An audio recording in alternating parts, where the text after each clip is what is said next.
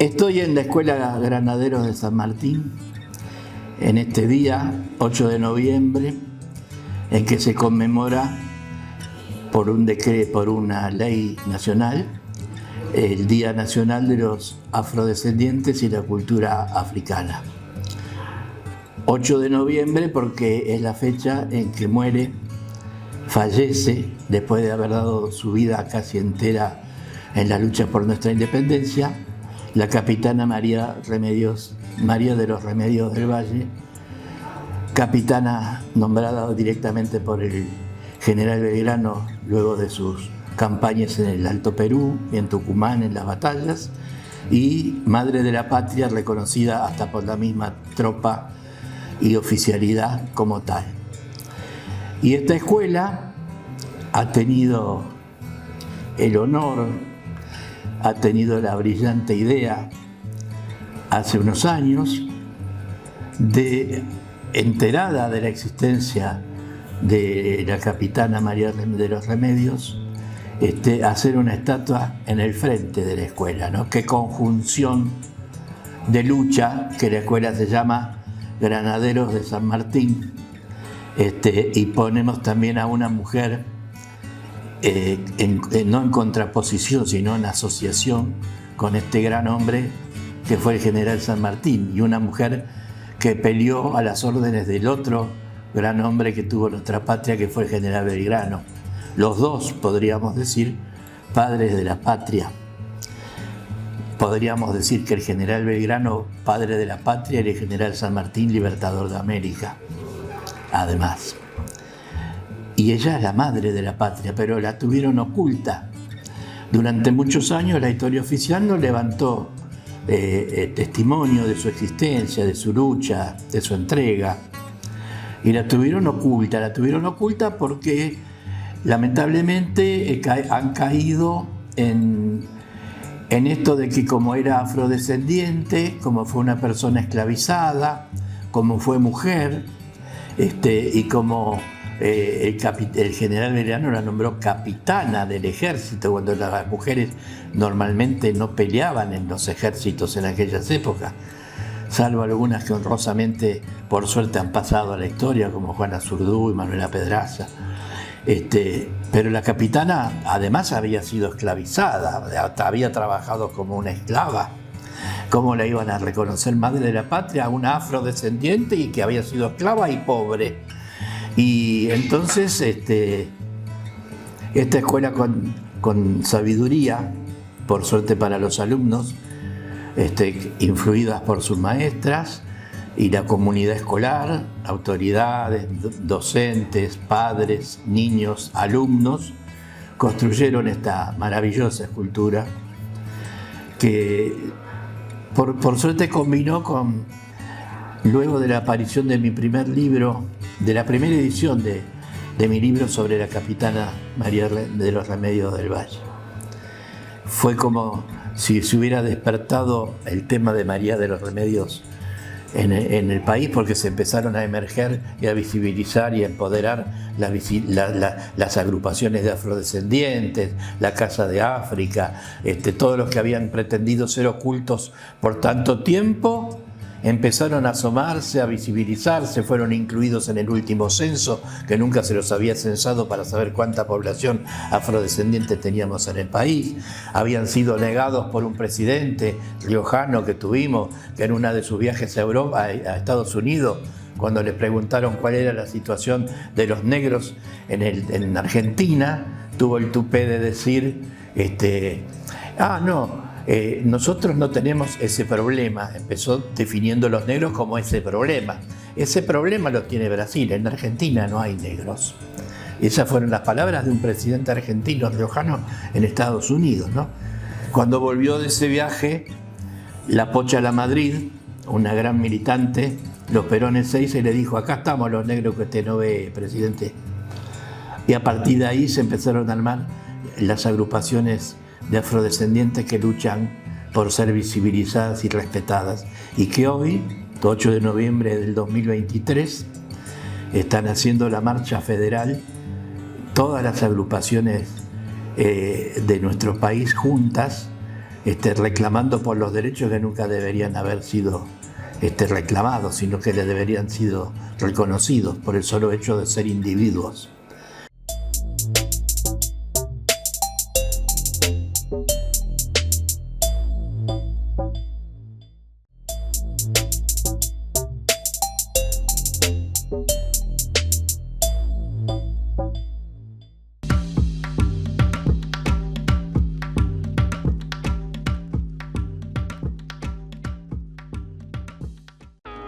Juan Carlos Matinat es un artista peruano que trabaja mezclando mecánica, electrónica, programación y escultura.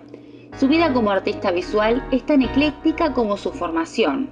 Estudió fotografía, diseño gráfico, arte y tecnología.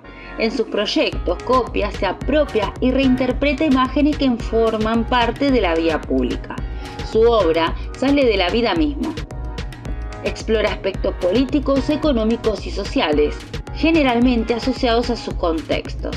Matinat crea su obra en el mismo lugar donde será expuesta, generando un diálogo concreto con el entorno. Muchas veces utiliza la calle como molde, copiando elementos que le interesan. Es un trabajador del arte multifacético y sus obras suelen ser excéntricas, cargadas de color, muchas veces monumentales, con participación del público y también de invitados a los que le pide que intervengan el trabajo expuesto. El artista reinventa lo que lo rodea.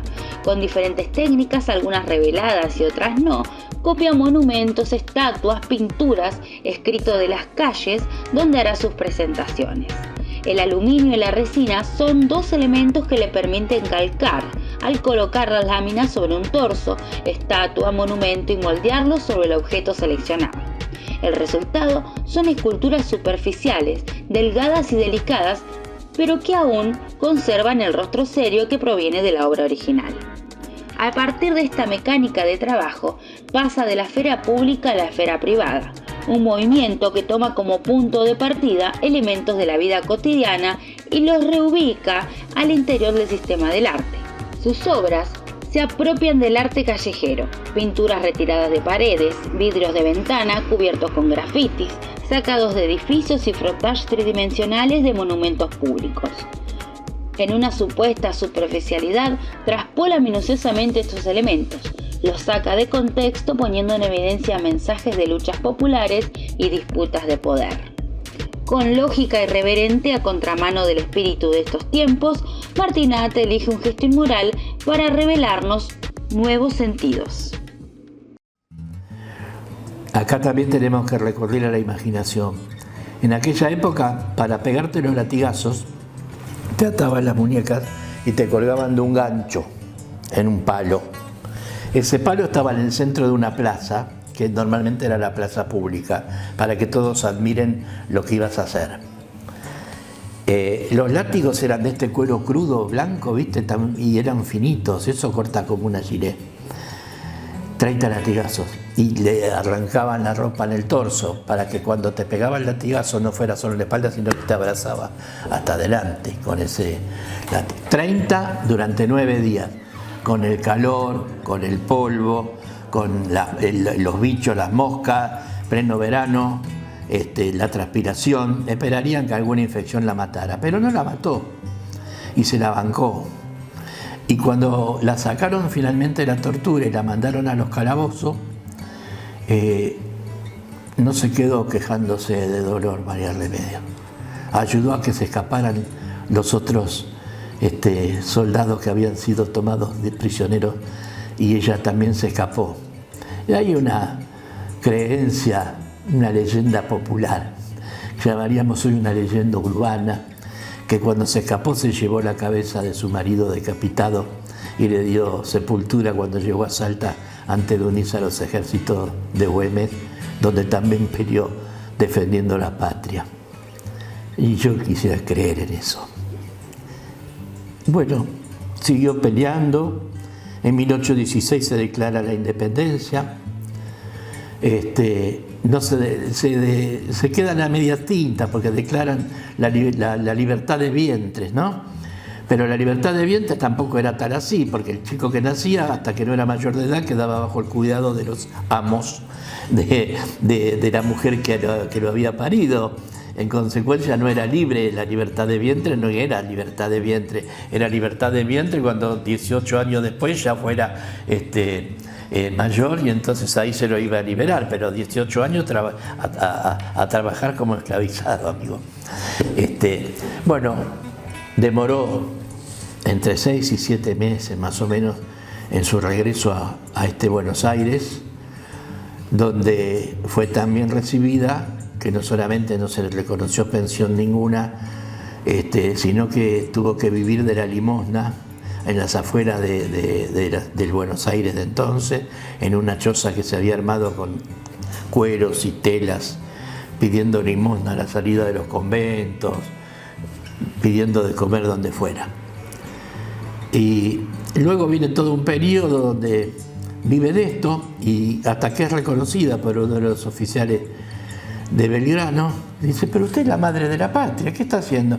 Y a partir de ahí se empieza una serie de pedidos a las autoridades de entonces, directores supremos, donde le dicen: no, se equivocó, acá no estamos en condiciones de darle ninguna pensión, tiene que ir por esta otra vía. Iban a la Junta de Representantes, están las actas de la Junta de Representantes con las declaraciones a favor de ella, de quienes han sido coroneles y generales en las diferentes batallas.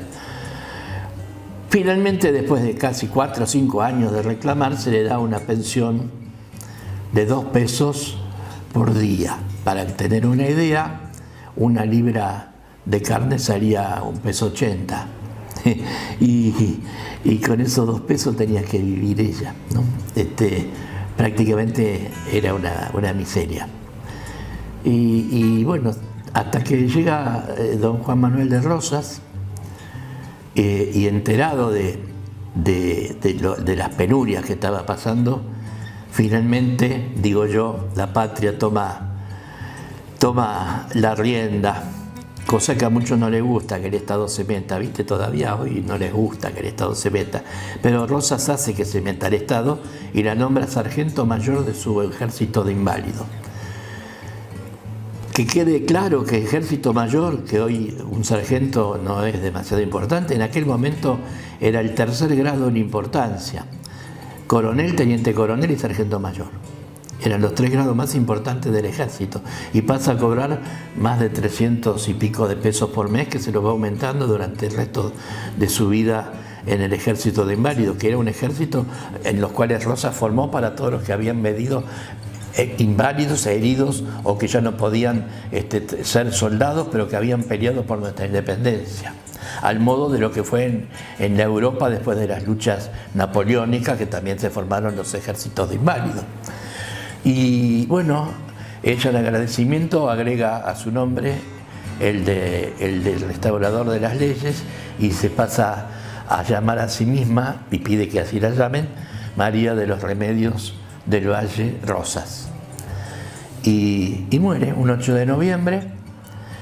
Le llega un informe muy escueto que dice: en el día de hoy ha fallecido doña María de los Remedios Rosas. Yo te diría, no con soberbia, sino con emoción y alegría, que prácticamente hasta que no se me ocurrió escribir el libro, en este país no se hablaba de María de los Remedios del Valle. El libro yo lo edité por primera vez en el año 2014 y pareció un reguero de pólvora. Las agrupaciones de afrodescendientes salieron y la tomaron como bandera. Ya estaba la ley de antes, de que el 8 de noviembre era el día de los afrodescendientes y de la cultura afro en el país. Nadie le daba importancia. Pero a partir de que ella fue tomada como bandera, sacaron la cabeza, resurgieron, se unieron y empezaron a pelear juntas. Y un día de hoy, 8 de noviembre del 2023, todas las agrupaciones afrodescendientes juntas están haciendo la marcha de los afrodescendientes y de la cultura negra en todo el país, y sobre todo en ese Buenos Aires que antiguamente, y sigue siéndolo, el que maneja desgraciadamente a suerte y verdad las finanzas y el dinero del resto de nuestro país. Esa fue María de los Remedios del Valle. María de los Remedios del Valle fue mujer cuando ser mujer era no permitirle intervenir en los ejércitos. Fue esclavizada cuando ser esclavizado era una vergüenza y tomado como una descastada de la sociedad. Y fue nombrada capitana del ejército cuando no se permitían en el ejército mujeres. Ella fue todo esto junto y por eso la ocultaron tantos años. Pero hay un viejo dicho que dice que le podés engañar a uno toda su vida. Podés engañar a un grupo gran parte de su vida, pero no podés engañar a todos toda la vida. Y finalmente, en nombre de María de los Remedios del Valle surgió. Esta escuela hizo la primera escultura del país en su homenaje. Y mirá qué cosa, la escuela se llama Granaderos de San Martín, honrando al padre de la patria. Y en la entrada está la escultura de María de los Remedios, madre de la patria. Por ese motivo estoy en La Pampa y en Santa Rosa.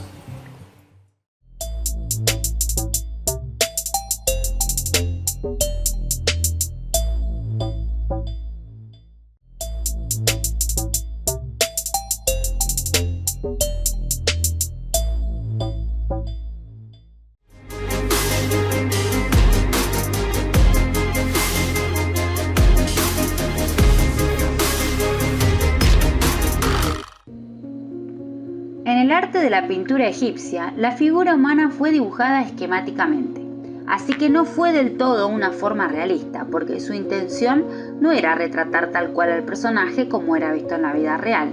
Su pretensión era proyectar su esencia. Las imágenes de los egipcios debían perdurar después de la muerte, y sus creadores tenían un código de reglas en las que se basaban al realizar el trabajo artístico. Las figuras humanas esculpidas o pintadas presentaban rasgos indefinidos y no era en sí la representación de una persona en particular. Es por eso que no presentaban tantos rasgos físicos a detalle. Sí se inspiraban en un solo modelo, pero no se basaban en características individuales concretas y la apariencia de las figuras, masculinas o femeninas, resultaban ser indefinidas, pero eso sí, proyectaban juventud. En el arte egipcio se dibujaban las formas estilizadas y simplificadas con contornos a base de color, y casi siempre las figuras masculinas eran pintadas con color ocre, mientras que las figuras femeninas de amarillo ocre. Encontramos muchas obras de arte donde los cuerpos solían retratarse de perfil. Sin embargo, un detalle misterioso es que todo el busto, como los hombros y el ojo, aparecen de frente. Las reglas del arte en la pintura egipcia muestran proporciones que se ajustan a un canon del cuerpo humano. Pero ¿cuál era la unidad de medida de proporción? También se le conoce como el canon de 18 puntos. Los egiptólogos concuerdan en que esa unidad era la del puño cerrado o la altura del talón. Es curioso que también los objetos se dispusieran casi siempre en un único plano, a la par de las figuras humanas y en paralelo al espectador. Los artistas egipcios no buscaban profundidad o tridimensionalidad. Es claro que no intentaban representar el aspecto tal cual como lo es en realidad. Su perspectiva era disponer objetos o figuras en el mismo plano paralelo al observador.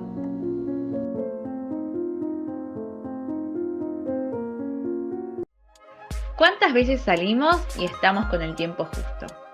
Ese apuro nos hace perder la riqueza visual que nos rodea. Es por eso que te invitamos a mirar la ciudad con ojos plásticos. Hola, buenas tardes. Mi nombre es Marcelo Mercado, soy empleado municipal y desde el año 2009 cumplo funciones en el Archivo Histórico Municipal. Soy profesor en Historia y por el momento estoy como encargado del archivo. Bueno, el Archivo Histórico Municipal Hilda París se encuentra en el Centro Municipal de Cultura, en la calle Quintana 172. Es un área muy importante porque es la sección que se encarga de conservar difundir y preservar la documentación que ha generado la municipalidad a lo largo de los años. El archivo es una creación del año 1993, por una ordenanza se creó, y es decir que comenzó a resguardar la información del municipio que hasta ese momento se encontraba dispersa en las diferentes áreas de la municipalidad, y tiene la función de preservar el fondo documental, es decir, toda la documentación que ha llegado hasta nosotros a lo largo de estos 130 años que tiene la institución, 131 precisamente. Y se creó por una ordenanza porque cuando Santa Rosa cumplió 100 años, quienes gobernaban en este momento vieron la necesidad de que tenían que comenzar a controlar y a preservar la documentación. Esto no pasó solamente en la Municipalidad de Santa Rosa, sino en varias localidades del interior que comenzaron a cumplir 100 años de antigüedad y comenzaron a prestarle atención al tema de los archivos y de la documentación. Bueno, en el archivo ustedes pueden encontrar diferentes tipos de información. La gran mayoría se encuentra en soporte papel y tiene que ver, por ejemplo, con las actas municipales que nos demuestran cómo nació la institución y cómo fue dando sus primeros pasos a fines del siglo XIX y principios del siglo XX. Y también te podés encontrar con ordenanzas, con resoluciones que han creado a lo largo de los años, con expedientes relacionados a obras públicas, personal, pavimentación, iluminación. También en el archivo te podés encontrar con una biblioteca de autores pampeanos, ¿sí? Y con otras bibliotecas que se refieren a libros de autores muy importantes a nivel internacional. También tenemos documentación en video, digamos en VHS, video, DVD, disquete, etcétera, que al momento estamos teniendo varias dificultades porque la documentación, digamos los soportes digitales se tienen que ir migrando y lamentablemente no contamos muchas veces con los recursos para ir migrando la información para que no se pierda. Sí, para mí es muy importante porque la función principal de los archivos es preservar la memoria de la institución y reflejar cómo a través del tiempo la sociedad se fue transformando, y aparte los archivos cumplen una función que su documentación es una documentación que sirve como prueba y que garantiza derechos, ¿sí? Yo te comento que todas las administraciones municipales generan muchísima documentación, pero lamentablemente no se puede guardar todo. ¿Por qué? Porque hay documentación que se repite y el volumen se necesitaría muchísimo espacio para poder guardar. Entonces la documentación que llega al archivo histórico es una documentación que se ha generado a través del tiempo, se ha clasificado, es decir, los documentos tienen un valor primario, que son por el cual se crean los documentos, ¿sí? Tienen una información, no es que un documento se hace para que el día de mañana sea una fuente histórica, sino que cumple una función y después se analiza si ese documento tiene valor secundario, es decir, mantiene información histórica o de otro tipo, testimonial, que se considere importante poder preservarla, o que se considere importante tener que preservarla. Para eso se han realizado diferentes comisiones técnicas de evaluación para crear tablas de plazo. ¿Qué significa esto? Sistematizar qué se va a guardar, qué se va a destruir, cuánto tiempo se va a preservar y luego en qué momento va a pasar al archivo. Estos son los plazos precaucionales de la documentación. El archivo municipal, como te comenté, posee el Fondo Municipalidad de Santa Rosa, es decir, toda la documentación que se ha generado y que ha llegado hasta nosotros. Y este archivo tiene su puerta abierta a estudiantes, tanto del nivel medio como del nivel superior, investigadores y público en general que necesite información sobre la ciudad. El archivo, aparte de preservar la documentación con valor secundario de la institución municipal, también realiza actividades de extensión, son como las muestras que hemos realizado, referido al 9 de julio, el Día de la Independencia, ¿sí? Sobre el Centro Municipal de Cultura, sobre el Molino Werner, imágenes de Santa Rosa del año 1902, imágenes sobre la Plaza de Santa Rosa y sobre el pasado y presente de Santa Rosa, es decir, una muestra que se realizó para conmemorar los 130 aniversarios de la ciudad. Bueno, los archivos son importantes porque los archivos históricos cumplen una triple función social. ¿Esta qué significa? Esto significa que los archivos dan información sobre el origen de la institución, también su documentación sirve como prueba frente a determinadas situaciones y también porque garantizan derechos, ¿sí? Esta es la triple función social de los archivos, por lo tanto es muy importante porque los archivos preservan y difunden la memoria de las instituciones. A través de los archivos nosotros vamos viendo los cambios y permanencias que van viviendo, en este caso, la ciudad de Santa Rosa.